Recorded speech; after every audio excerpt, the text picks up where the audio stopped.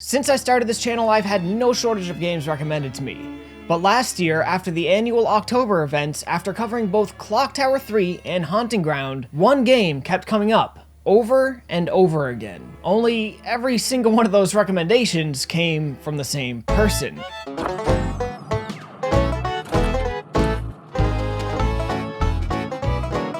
Hey, you play Remothered yet? No, I literally just picked the game up. I'm gonna need like a few more days, okay? No? Anyway, this game got recommended to me over and over and over again. It was like, it just wouldn't stop, okay? Play Remothered yet? Reggie, yes, I have played Remothered. So I guess we can establish that peer pressure maybe sometimes works on me. So here it is, I'll give you what you want. But before we really jump into the review itself, a brief introduction to the game and the minds behind it.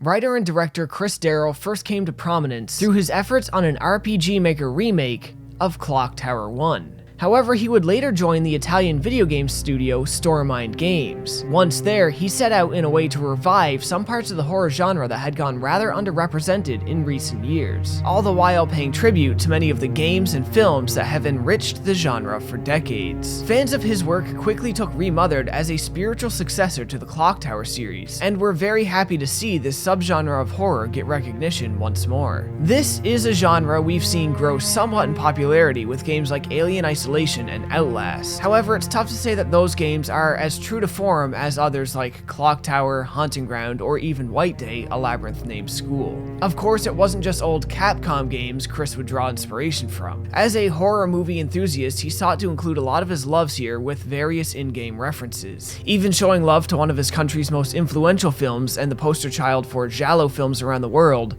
Suspiria. One of the biggest film inspirations this game holds, however, is one that it wears on its sleeve. To anybody familiar with the film, The Silence of the Lambs, you may find our main character, Rosemary Reed, bearing an uncanny resemblance to Jodie Foster and her portrayal of Clarice Starling. Further similarities can be drawn, albeit at a greater stretch, with our main antagonist, Richard Felton. He bears some visual similarities to Buffalo Bill, but also exhibits some very particular, comparable personality traits. Another of our antagonists uses moths as a weapon against Reed, and to find the comparison there, one doesn't need to have seen the movie, but only be familiar with its original VHS sleeve. Despite some similarities, however, this is certainly not Silence of the Lambs, the movie, the game. As a whole, both narratively and visually, Remothered is more than just its inspirations and homages.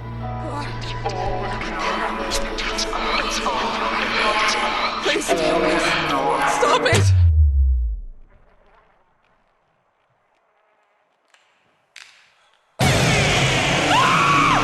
So, now that we've taken a small peek into the inspiration and the history that brought this game to life, let's get this review properly underway and begin with the story.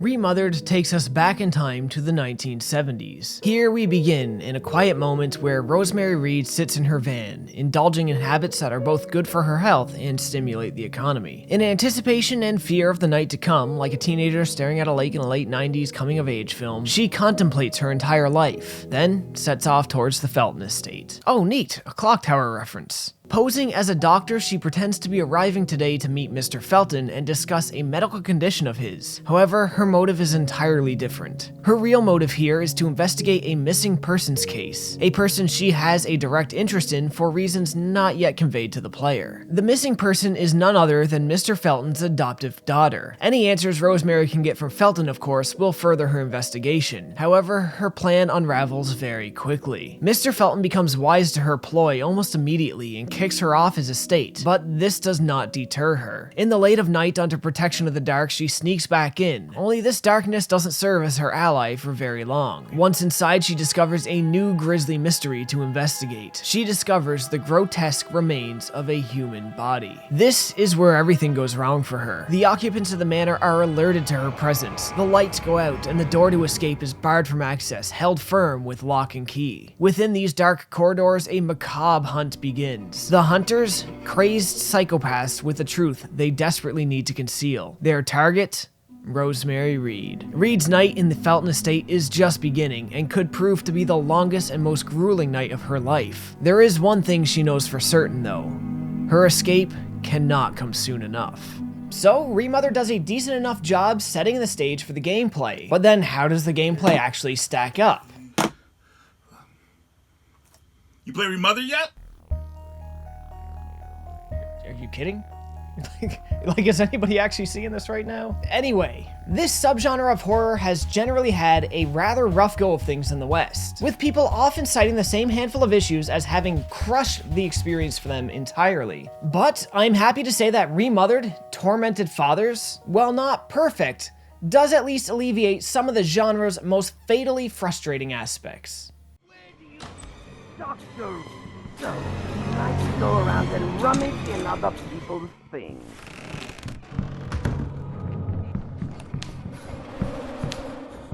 This is my house. Who's playing around in my house?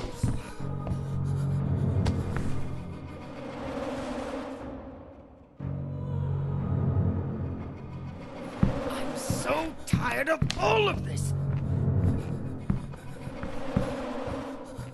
Once the doors to the mansion are locked and Rosemary Reed is trapped inside, the gameplay really begins. We spend this long night and the entirety of the game roaming these halls, unlocking new sections of the estate and trying not to get caught. The mansion itself is not that large, but the game itself isn't that long, clocking in at about 5 to 6 hours. The more I roamed around the mansion, however, the more intimately acquainted I became with the layout, and the more I came to enjoy its design. For the most part, the gameplay loop is made up of opening doors and drawers, looking for useful key items to solve some Resident Evil Light-styled puzzles. Things like finding the right battery to power something up, thus granting you access to a new key item or a new passageway. Your ultimate goal, of course, is just to find a way to get outside and leave the property. But around seemingly every corner, a quick death awaits.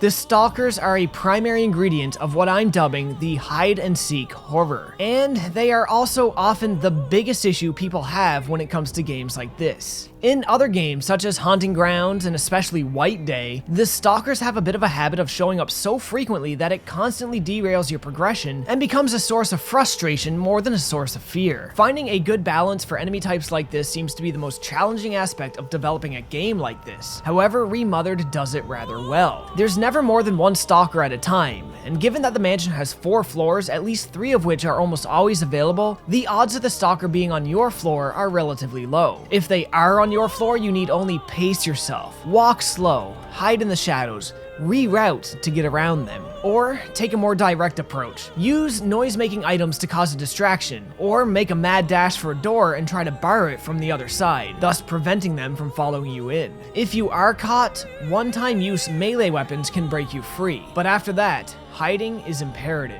The stalker's AI isn't insanely good, so hiding in a closet or under a piece of furniture is often all you need to do, as long as you can pass the little mini-game to not give up your position. Now, the game is quite forgiving, but it's not too forgiving. Your intimate knowledge of the mansion's layout will serve as your greatest tool to escaping your enemies, but only so long as your invisible stamina gauge is still in your favor. There were rare times I felt like the stalkers were everywhere I wanted to go, but thankfully, by conserving my stamina and using my knowledge of the environment, the upper hand was almost always mine, and so I didn't run into too many pointless cat and mouse chases, which is nice to say when talking about a game of this sort, as that really is more rare than it should be for the genre. Now that's about all there really is to the gameplay.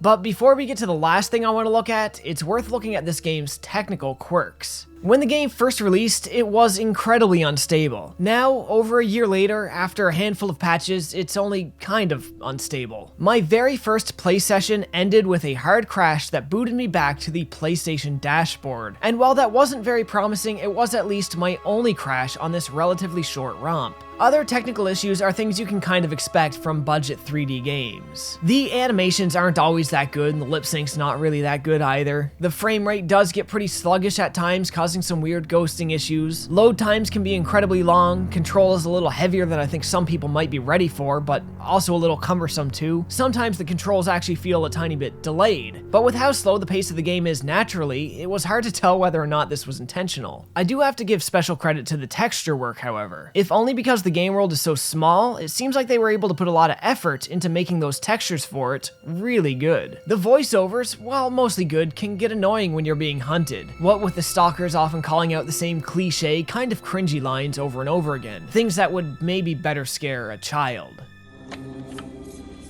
Your human shape, your breast, your stomach, your vanity, they are all the fruit of the demon.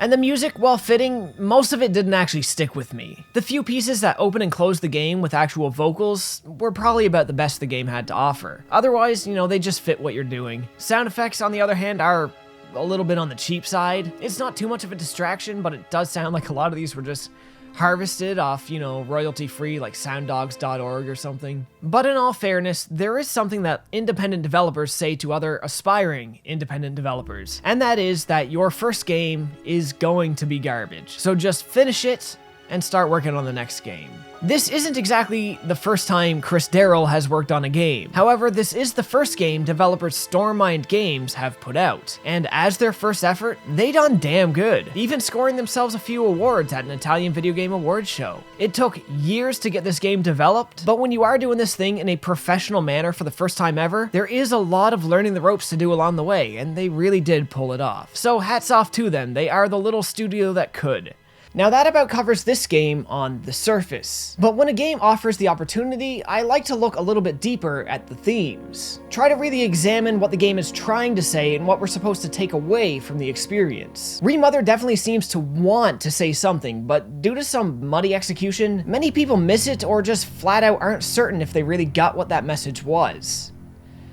And that's not really their fault. Remothered doesn't exactly get its themes across with a lot of grace, and the message I got from the game, whether it being the right one or not, or the one that they were going for, they seem to have clumsily stepped on in at least a couple areas. So I would say in this instance, it's maybe better to give them the benefit of the doubt, and just acknowledge what they were trying to say, rather than what they accidentally ended up saying in their clumsy attempts to get their message across. When we talked about the story earlier, I specifically neglected to mention the framing device for it, as this definitely ties more into the themes than the story itself, or it at least ties into the themes that I picked up. I do want to say, some parts of this are open to interpretation, and my interpretation may not be the correct or intended one. But with that out of the way, let's move on. The entire story of Remothered is told as a recount by an older woman to a younger man, in a way very reminiscent of Edward Scissorhands. The telling of the story is motivated by the young man's questions, as he asks the older lady about a name. A seemingly innocuous question, however the older lady takes pause and reflects on it quite a bit, as if digging for the deeper meaning in his question, or looking for the way to express how the question is not quite as innocuous as the young man believes. It's here where I feel the central themes were first expressed. Names, labels, identifiers, badges, appearance. These are things we use every day to attribute value to people, subconsciously or otherwise. People who we maybe really don't even know all that well. But this begs a question. How much of our interpretations get taken personally by those we name and label? What is the intrapersonal effect of living a life that somebody else attributed the value of? Remothered is about personal identity more than anything else. It serves as an exploration on how things such as names and labels are attributed to us in ways that perhaps insidiously control us and box in who we really are at the core of our being. Labels that can be overtly influential over how much of our personal identity we feel comfortable in sharing or expressing among peers. Remothered explores the far-reaching damages of what these labels can do to an individual and asks whether or not we should abide traditional societal norms and allow our names and our labels to determine what is expected of us, thus becoming shackles to lock up who we really are, or if we need to break free of these notions, release the shackles, and let the individuals flourish with all their uniqueness on display, ready to be embraced. But it's not always just about the labels that are more naturally or passively applied. Sometimes it's about the labels that we can't apply, the labels somebody may feel shame in not being able to attribute to somebody else, and how at the worst of times we may seek to change the world around us, relabeling it until its image is something we can feel pride in. It is about the damage of giving labels and forcing labels on others. It explores these themes not just as individual identities,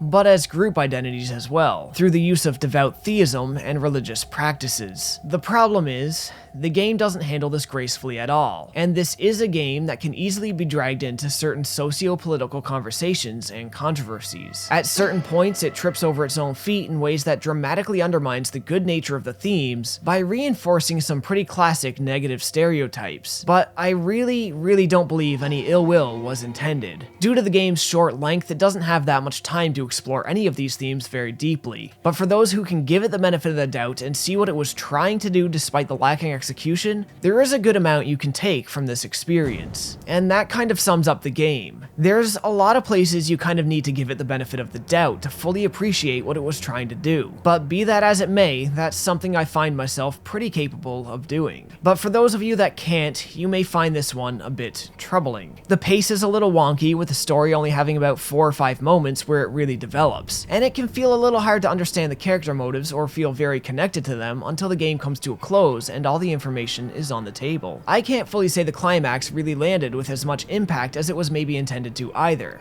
But the more I thought about the game after the fact, the more I kind of appreciated it. It's certainly not the best game out there, but if you open your mind a bit to its ideas, it'll give you a little bit of brain food to chew on along the way. At 5.5 hours long with minimal frustration, I guess that's all I really needed from this rather budget title. And that's my take on Remothered, ladies and gentlemen.